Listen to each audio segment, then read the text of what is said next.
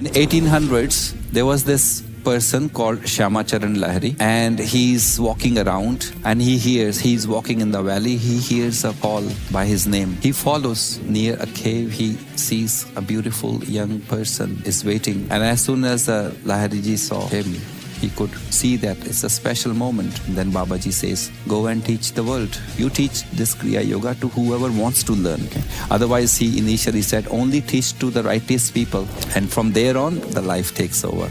In 1800s, there was this person called Shyama Charan Lahiri. He is also from the East India side. He was a normal householder, 5 kids. Householder, the clerk in a British colony. India was colonized at that time. In the British Empire in India, he was working in the railways. He gets one day a telegram that you are posted. Shyama Charan is posted from East India. Right now, that place is called Patna or Danapur. Just couple of 100 kilometers, there is a place called Patna or Danapur. He was posted there. He gets a telegram that you are posted in Himalayan region. It's called Ranikhet. Okay. So he goes there and he's walking around and he's walking in the valley. He hears a call by his name. He follows. There's no one around. He follows. Somebody's calling. Somebody's calling. He keeps on going through the jungle.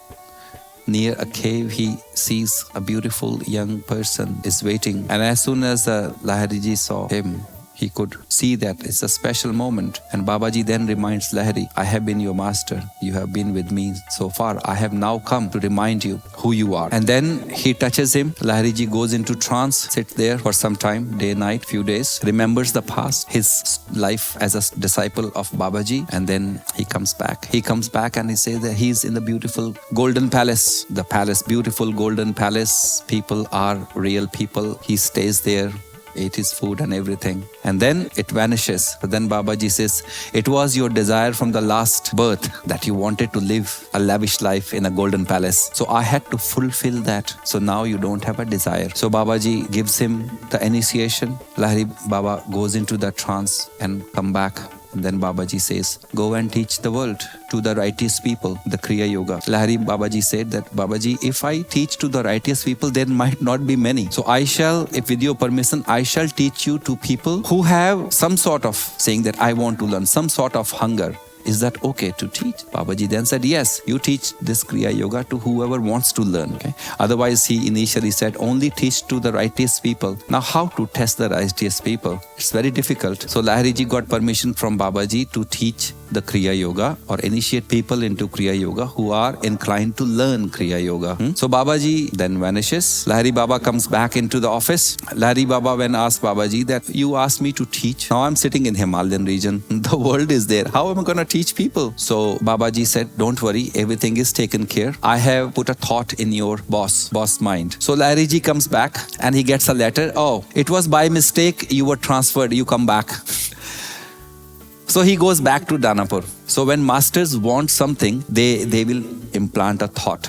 And from there on, the life takes over. So Lahiri Baba comes back, 5 kids, and he does his job and also meditating. Now, he was not a renounced person. Remember that he was a normal householder, was chosen through his deeds to revive the Kriya Yoga. And from there on, Lahiri Babaji had many students. And one of them was Sri Yukteswar Giriji Maharaj. Yukteswari Giriji was a renounced person in the Giri thought of school of thought. And Yukteswar Giriji Babaji was renounced, but he had a family life, but then he renounced the family life. He had a daughter, and then he became a saint, Swami. And then he was in that side of only, Sirampur, the Kolkata side. So Sirampur is around 120 kilometers from Gurudev's ashram. So he was in that, and then he had this student called, what was his real name? Mukunda. Mukunda was a little boy who was completely cut off from the world. And through his years and years and years of persistence, he was then brought into renunciation by Sri Yukteswar Giriji. And then he was chosen to spread the Kriya Yoga in the Western world. Now, Babaji came to the Lahiri Mahasaya ji. He then had told Babaji that revive Kriya Yoga and it has to go to the Western world as well. Now this was in 1860s or 70s. So from here on, Babaji is working, and then the Yukteswar ji comes, and then the Yogananda ji comes, and then Yogananda ji goes to America in 1920s. 60, 70 years after Lahiri Baba was initiated. So the universe continuously works. He doesn't care who is coming, what Babaji, what if I die? No, it's that plan that has to go on. Bodies will drop. The mission must carry on. The mission of Kriya Yoga to Lahiri Babaji, Lahiri to Yukteswar ji, Yukteswar ji Yogananda, Yogananda ji to US. And it is Yogananda ji, Paramhansa ji. He is the one who then wrote a book of Kriya Yoga, it was written in 1950s somewhere. Every year it is still one of the best sellers, translated into over 100 languages, 120 languages worldwide, and a massive book. It is actually not a book to read, it is a book to study, use as a reference. Every time you will read it, your awareness will shift. So I would recommend you all to read it. Yogananda ji has given a lot of information about Kriya Yoga, his journey, meeting with the masters, but he has not given a technique there, because it is like you give a weapon to a small kid and they start shooting. They think it's a play and start shooting people, and they can harm themselves. Kriya Yoga can open a very hidden pockets of pranas, energy within you, and if you do not have capacity, it can harm you. You can become mentally disturbed because there's so much pranas. So then Lahiri Babaji divided that Kriya into 4 parts. So in the first part, you release, let's say, some energy, and your body is now able to hold that energy. The second part, now your body is capable. Second part will open more energy. Third part will open more energy. Fourth will open more energy. Gradual increase. Because there is a lesson of Kriya Yoga, the art of Kriya Yoga, which we will go through it in the coming days.